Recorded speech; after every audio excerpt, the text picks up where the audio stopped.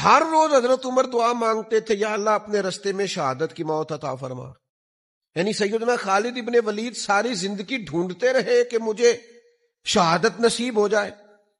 حضرت سعد بن عبادہ رضی اللہ تعالیٰ عنہ، حضرت مقداد رضی اللہ تعالیٰ عنہ، حضرت عمار ابن یاسر رضی اللہ تعالیٰ عنہ شہادت کے آرزو مند تھے. یار کسی کا جان دینے کو بھی دل کرتا، یعنی میں مر ہی جاؤں، نہیں میری جان ہی چلی جائے. بچے بھی نظر آتے تھے، ان کو گھر بھی نظر آتا تھا، ان کو اپنے جائیدادیں، زمینیں، باغات بھی ان میں سے بہت سارے لوگ رکھتے تھے، پھر بھی دل کرتا تھا. مخلص بندے کا دل کرتا ہے مخلص کا کہ جان دے دوں. جب آپ مخلص ہی نہیں ہیں پھر تو زندگی سے پیار ہے، پھر تو مرنے سے خوف ہے، پھر تو ڈر لگ رہا ہے. تو اخلاص یہ ساری آسانیاں انسان کی زندگی میں لے آتا ہے.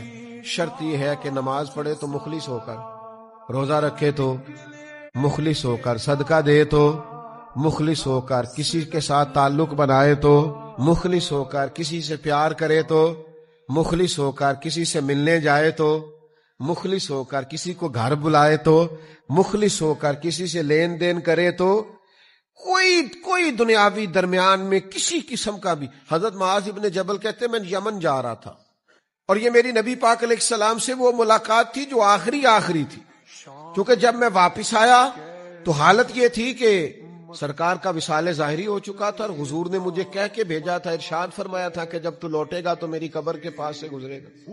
فرماتے میں جب جا رہا تھا تو میری آخری ملاقات تھی.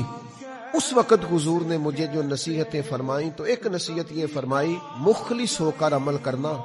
مخلص ہو کر کیا گیا تھوڑا عمل بھی اللہ کی بارگاہ میں زیادہ درجہ پا جایا کرتا.